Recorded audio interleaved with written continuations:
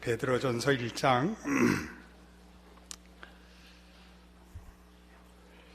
베드로전서 1장 376페이지인 것 같습니다. 8절부터 12절까지 제가 읽겠습니다. 예수를 너희가 보지 못하였으나 사랑하는도다. 이제도 보지 못하나 믿고 말할 수 없는 영광스러운 즐거움으로 기뻐하니 믿음의 결국 곧 영혼의 구원을 받음이라. 이 구원에 대하여는 너희에게 임할 은혜를 예언하던 선지자들이 연구하고 부지런히 살펴서 자기 속에 계신 그리스도의 영이 그 받으실 고난과 후에 받으실 영광을 미리 증언하여 누구를 또는 어떠한 때를 지시하는지 상고하니라. 이 섬긴 바가 자기를 위한 것이 아니요 너희를 위한 것임이 계시로 알게 되었으니 이것은 하늘로부터 보내신 성령을 힘입어 복음을 전하는 자들로 이제 너희에게 알린 것이요 천사들도 살펴보기를 원하는 것이니라.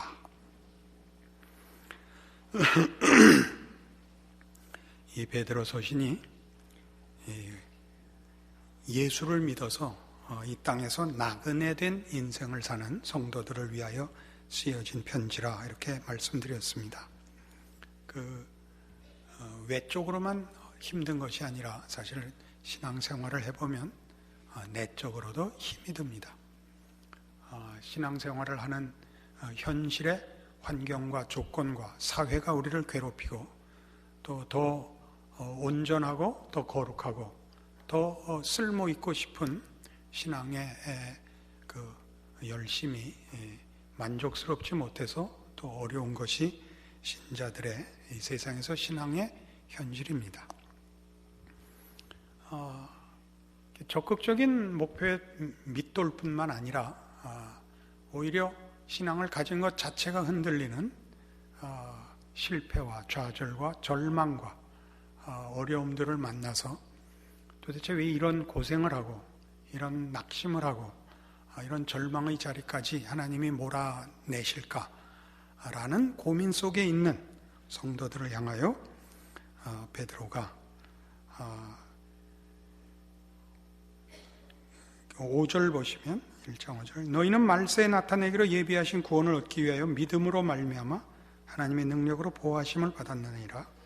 그러므로 너희가 이제 여러 가지 시험으로 말미암아 잠깐 근심하게 되지 않을 수 없으나 오히려 크게 기뻐하던도다. 너희 믿음의 확실함은 불로 연단하여도 없어질 금보다 더 귀하여 예수 그리스도께서 나타나실 때 칭찬과 영광과 존귀를 얻게 할 것이니라 라고 위로하고 확신을 주고 있습니다. 우리는 이 시험을 받고 있지만 그래서 잠깐 근심하지만 잠깐 근심한다는 것은 외적인 어려움뿐만 아니라 내적인 어려움도 포함하는 것입니다. 자신의 신앙의 확신이 사라질 수도 있고 내가 신자가 맞나 하는 근본적인 흔들림까지도 포함할 수 있습니다. 그럼에도 7절에 있는 바와 같이 너희 믿음의 확실함은 불로 연단하여도 없어질 금보다 더 귀하다라고 베드로가 고민하고 절망하는 건 당사자들인데 이 편지를 전하는 베드로가 자기가 우리 믿음이 확실한 것이라 그것은 실패할 수 없는 것이라 이렇게 위로하고 있는 것입니다. 그 이유가 뭐냐? 오늘 8절부터 봤습니다만 결국 오늘의 본문에 해당하는 10절 보시면 이 구원에 대하여는 너에게 임할 은혜를 예언하던 선지자들이 연구하고 부지런히 살펴서 자기 속에 계신 그리스도의 영이 그 받으실 고난과 후에 받으실 영광을 미리 증언하여 누구를 또는 어떠한 때를 지시하는지 상고하니라. 예수님이 고난을 받으러 오시는 것과 또 영광을 받으러 오시는 것이 다 성경에 약속되어 있고 그리고 12절에 있는 바와 같이 이 섬긴 바가 자기를 위한 것이 아니요 너희를 위한 것이라. 예수 그리스도의 순환과 예수 그리스도의 영광의 오심이 다 우리를 위한 것임을 성령으로 말미암아 모든 하나님의 종들이 우리에게 예언했고 증언했고 이미 이루어진 것도 있고 앞으로 그렇게 확실하게 이루어질 것이라 이렇게 이제 고난당하는 성도들을 위로하고 있는 것입니다. 우리가 구약 성도들의 입장에 가보면 지금 우리가 가지고 있는 신앙상의 어려움들을 그들은 역사적으로 이미 경험했던 것을 알 수 있습니다. 애굽의 노예로 살고 있는 동안, 또 바벨론 포로로 살고 있는 동안, 그리고 예수님 오시던 시대 로마의 속국으로 있는 동안 내내 이스라엘 백성은 자기 백성들, 이스라엘 백성들의 하나님이신 하나님께서 그 백성을 언제 돌아보실 것인가, 그 구원이 언제 이루어질 것인가에 대하여 목마르게 기다렸고 그 믿음을 놓지 않고 있었습니다. 성경에는 이 하나님의 구원이, 이스라엘을 향한 구원이 이루어질 것임을 여러 가지로 성경에 가득 약속해 놓았는데, 대표적인 것으로 이사야 9장에 가보십시다.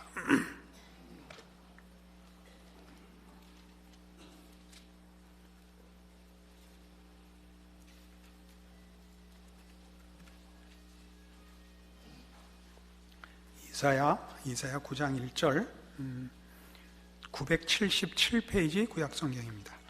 이사야 9장 1절입니다. 전에 고통받던 자들에게는 흑암이 없으리로다. 옛적에는 여호와께서 스불론 땅과 납달리 땅이 멸시를 당하게 하셨더니 후에는 해변길과 요단 저쪽 이방의 갈릴리를 영화롭게 하셨느니라. 흑암에 행하던 백성이 큰 빛을 보고 사망의 그늘진 땅에 거하던 자에게 빛이 비치도다. 주께서 이 나라를 창성하게 하시며 그 즐거움을 더하게 하셨으므로 주수하는 즐거움과 탈취물을 나눌 때의 즐거움같이 그들이 주 앞에서 즐거워하니, 이는 그들이 무겁게 맨 멍에와 그들의 어깨의 채찍과 그 압제자의 막대기를 주께서 꺾으시되 미디안의 날과 같이 하셨음이니이다. 어지러이 싸우는 군인들의 신과 피 묻은 겉옷이 불에 섭같이 살라지리니, 이는 한 아기가 우리에게 낳고 한 아들을 우리에게 주신 바 되었는데 그의 어깨는 정사를 메었고 그의 이름은 기묘자라 모사라 전능하신 하나님이라 영전하시는 아버지라 평강의 왕이라 할 것임이라. 그 정사와 평강의 더함이 무궁하며 또 다윗의 왕자와 그의 나라에 군림하여 그 나라를 굳게 세우고 지금 이후로 영원히 정의와 공의로 그것을 보존하실 것이라. 만군의 여호와의 열심히 이를 이루시리라. 역사적으로 이스라엘의 해방을 약속하고 있습니다. 이때에는 물론 바벨론으로부터의 구원입니다. 그러나 우리가 아는 대로 이 구원은 이스라엘 백성들이 그 역사 내내 어느 때나 가졌던 소망이고 믿음이고 약속이고 그리고 현실이었습니다. 애굽에서 구원을 받은 것 이후에도 약속의 땅에서 사사기 내내 이방 민족들의 압제 속에서 하나님 앞에 부르짖어 사사들을 통한 하나님의 구원을 여러 회에 걸쳐서 확인을 하고, 그리고 이제 이 바벨론 포로로부터도 자유함을 얻으며 또 로마의 속국으로부터도 그들이 벗어날 것을 기다리고 있습니다.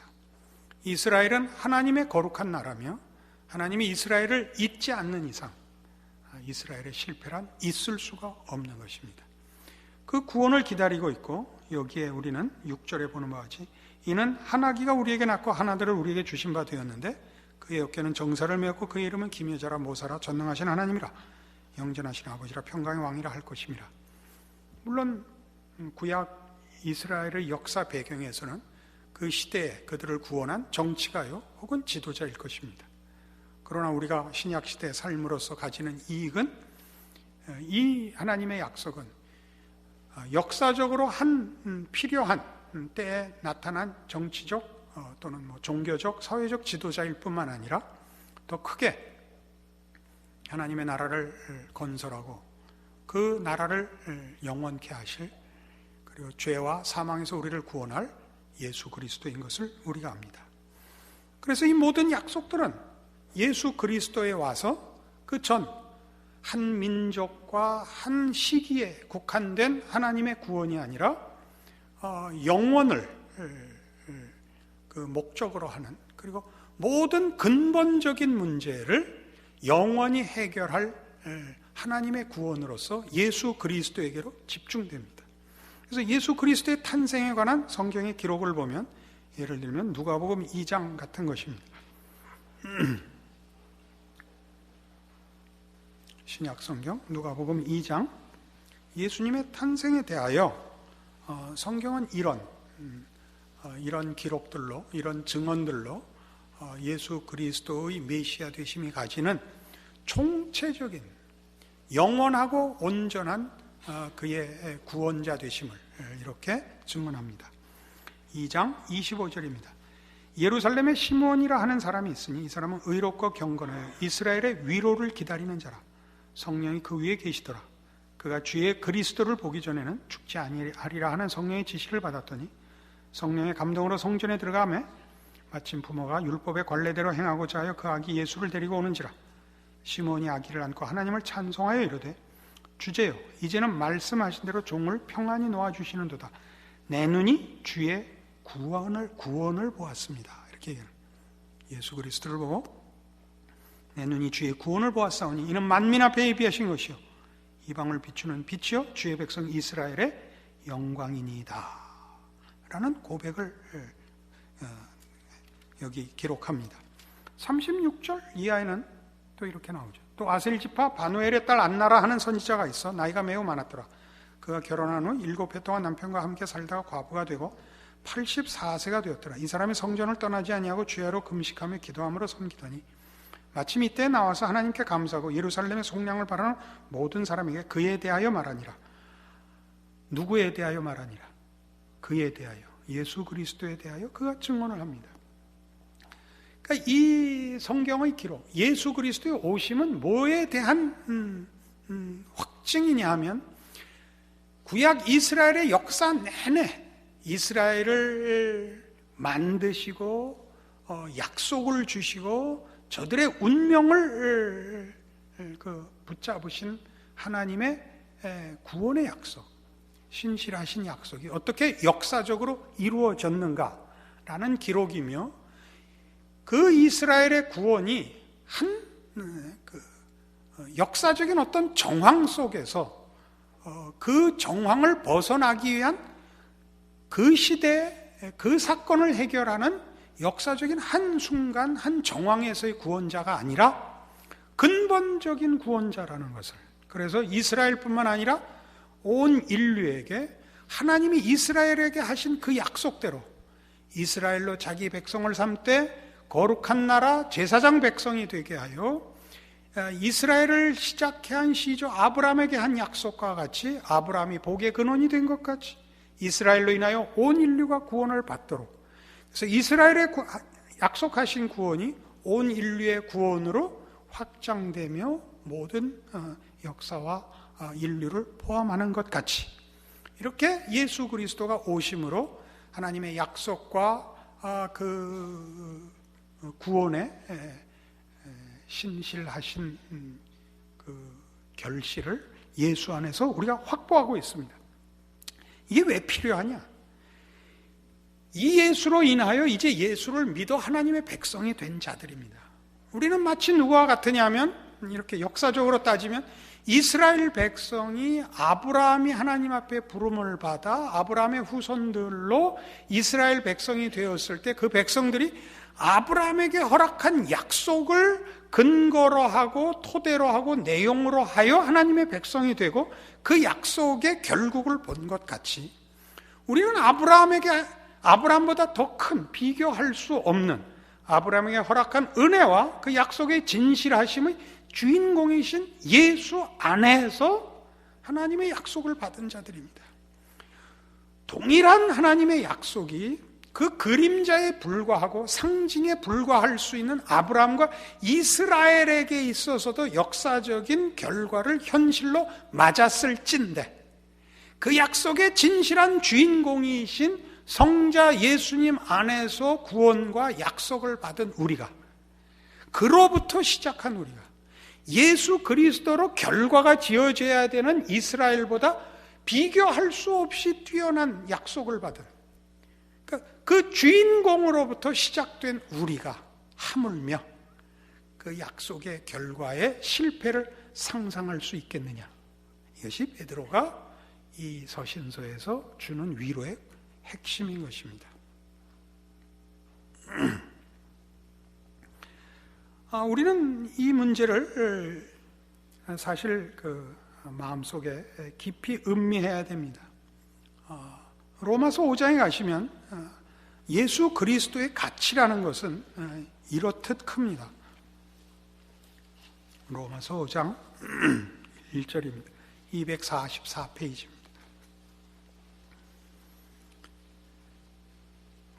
로마서 5장 1절. 그러므로 우리가 믿음으로 의롭다 하심을 받았으니 우리 주 예수 그리스도로 말미암아 하나님과 화평을 누리자. 또한 그로 말미암아 우리가 믿음으로 서 있는 이 은혜에 들어감을 얻었으며 하나님의 영광을 바라고 즐거워하느니라.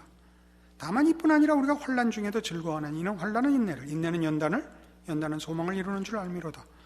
소망이 우리를 부끄럽게 하지 아니하면 우리에게 주신 성령으로 말미암아 하나님의 사랑이 우리 마음에 부은 바 됨이니 우리가 아직 연약할 때 기약대로 그리스도께서 경건하지 않은 자를 위하여 죽으셨도다. 의인을 위하여 죽는 자가 쉽지 않고 선인을 위하여 용감히 죽는 자가 혹 있거니와 우리가 아직 죄인 되었을 때 그리스도께서 우리를 위하여 죽으심으로 하나님께서 우리에 대한 자기의 사랑을 확증하셨느니라. 로마서 5장 1절과 2절은 우리 모두가 아멘 할 수 있는 우리의 현실입니다. 그건 뭐냐면 우리가 예수를 믿어 하나님과 화목되었고 이 화목된 것은 시작이고 이 화목이 가지는 궁극적인 결과는 하나님의 영광입니다. 그렇죠? 하나님의 영광을 바라고 즐거워하는데 이 소망이, 이 약속이 우리를 부끄럽게 하지 않을 것은, 즉 이것이 실패하거나 잘못될 이유가 없는 것은 이 약속이 사랑에 근거하고 있기 때문이다. 이겁니다. 그것이 법에 근거하고 있다면 우리의 잘잘못이 이 결과에 영향을 미칠 것이지만 사랑에 근거하고 있다면 그것은 우리의 잘잘못보다 더 뛰어난 다른 조건에 근거하게 된다. 그건 뭐냐? 사랑하는 자의 신실함에 근거하게 된다 이겁니다. 그러니까 우리가 가진 소망이 실패할 수 없고 우리가 가진 소망이 번복될 수 없는 것은 이것이 사랑에 근거하고 있는데 이것이 사랑에 근거하고 있다는 것이 무엇에서 확인됐느냐? 예수께서 우리를 구원하기 위하여 오셨을 때가 어느 때냐 이거죠. 어느 때냐? 우리가 죄인이었을 때다 이겁니다.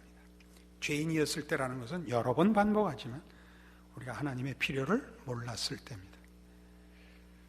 하나님 앞에 우리의 처지를 호소하고 도우심을 구하지도 않았을 때입니다. 하나님에 대하여 관심도 없고 그를 알지 못하며 적극적으로는 그를 반대하고 살거나 거부하고 살 때입니다. 그때 예수께서 우리를 위하여 죽으심으로 아버지께서 우리에 대한 자기의 사랑을 확증하십니다. 그래서 사랑이 등장하는 것은 이것이 우리의 자격에 근거하고 있지 않고 하나님의 사랑에 근거하고 있다는 것을 확증하는 것입니다. 예수께서 언제 죽으셨냐면 우리가 죄인이었을 때 죽었습니다. 그죠? 시간적으로만 그런 게 아닙니다. 우리가 언제나 예수를 믿어 하나님의 자녀가 되어 보면 우리가 회개할 때 예수님이 우리를 위하여 죽으시는 게 아니라 나를 위하여 죽으신 예수를 확인하고 회개합니다. 그렇지 않습니까? 우리 중에 누가 예수를 만나 또는 예수님이 와서 내가 나를 믿겠다고 약속을 하면 내가 너를 위하여 십자가를 지마, 그런 기독교 전도는 없습니다. 그런 구원에 관한 설명은 성경에는 없습니다. 우리는 언제나 성령의 감동하심으로 내가 예수를 믿기 전에, 믿음을 갖기 전에 예수께서 나를 위하여 죽으셨다는 사실을 확인하고 회개하는 겁니다. 그렇지 않습니까? 그게 지금 골자이지요. 그러니 지금 우리 오늘 본문에서 보는 바와 같은, 여기도 나와서 여기 조금 이따 다시 와야 돼요. 로마서 5장으로 다시 와야 되니까 손가락 하나 껴놓으시고 오늘 본문 베드로전서로 가보자 말이에요. 어떻게 됐었냐 하면 베드로전서 1장 6절 다시 봐요. 그러므로 너희가 이제 여러 가지 시험으로 말미암아 잠깐 근심하게 되지 않을 수 없으나 오히려 크게 기뻐하는도다. 너희 믿음의 확실함은 이라 말해요. 너희 믿음의 확실함은, 믿음의 확실함은, 그러면 우리는 전부 자신의 믿음의 그 정도를 생각하잖아요. 믿음이 흔들리고 있는 거예요. 지금 이 시련과 환난 속에서 믿음이랄 것도 없, 이게 무슨 믿음이겠냐 싶은 자들에게 뭐라 그런다고요? 너희 믿음의 확실함은, 그러니까 믿음은 뭐냐면 믿는 자의 의지와 충성도가 아니고 믿음의 대상과 그 대상이 한 약속에 관한 것이거든요. 너희가 믿는 하나님과 하나님이 예수 안에서 하신 일과 약속들은 너무나 확실해서 우리가 어쩔 수 없다니까요. 이게 성경이 가르치는 바입니다. 너희 믿음의 확실함은 불로 연단하여도 없어질 금보다 더 귀하여. 금을 불태워서 없앨 수는 있을지 몰라도 이 믿음은 없앨 수가 없느니라. 그래서 예수 그리스도께서 나타나실 때 칭찬과 영광과 존귀를 얻게 할 것입니다.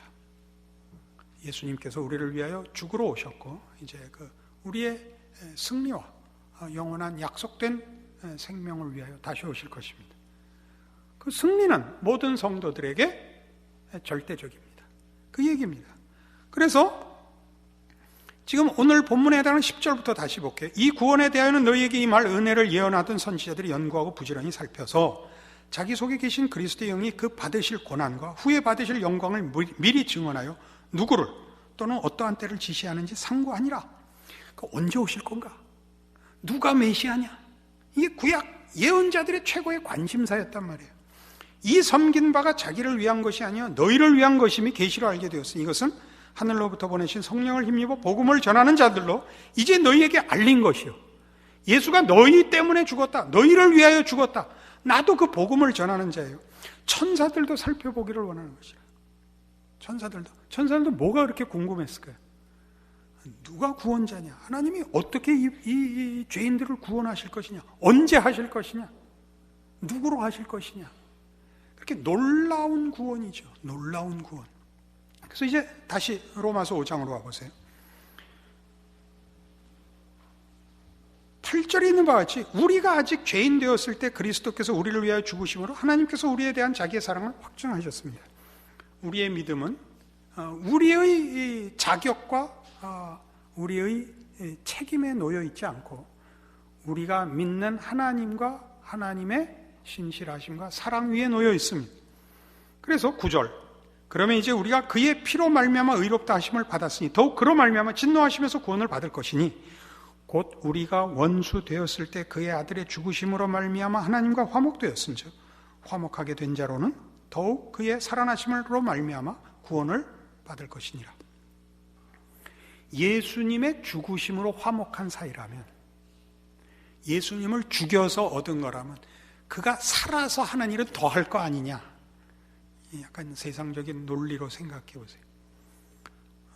예수님이 죽어서 얻은 우리에게 구원을 허락했다면 이제 부활하사 하늘 보좌 우편에서 살아서 하시는 메시아 역사가 죽음으로써 이룬 구원을 살아서 돕는 것은 더 클 거 아니냐.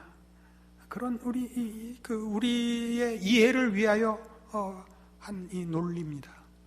그렇지 않습니까?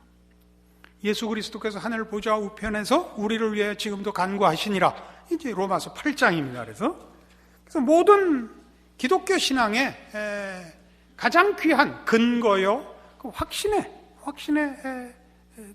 그 조건은 다 여기 하나님께 있습니다. 로마서 8장 31절.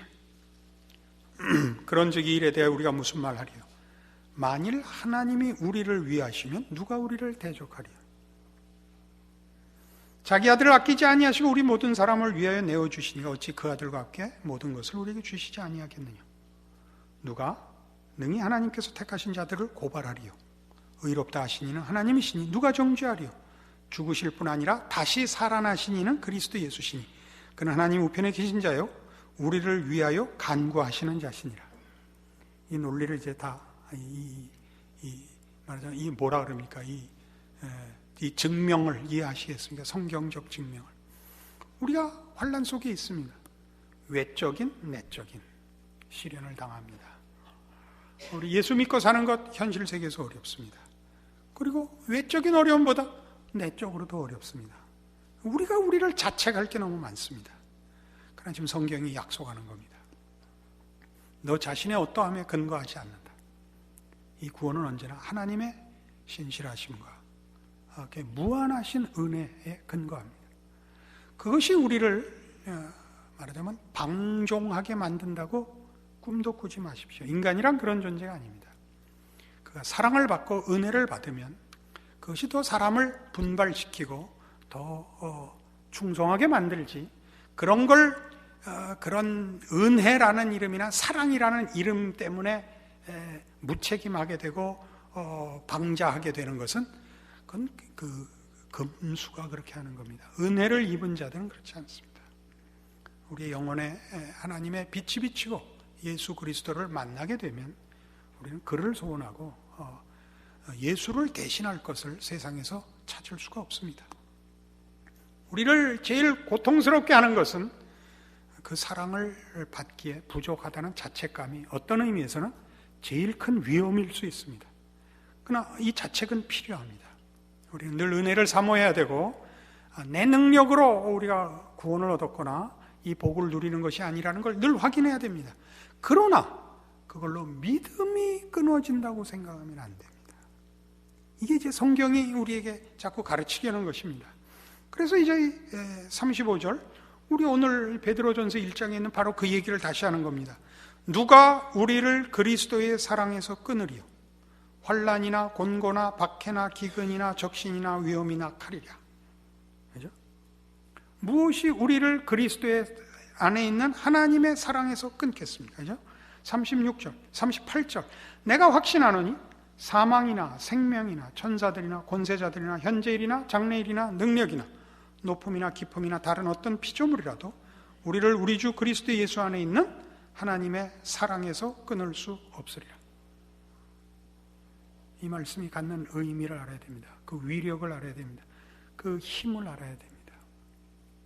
우리의 신앙생활은 자책의 연속일 수 있습니다.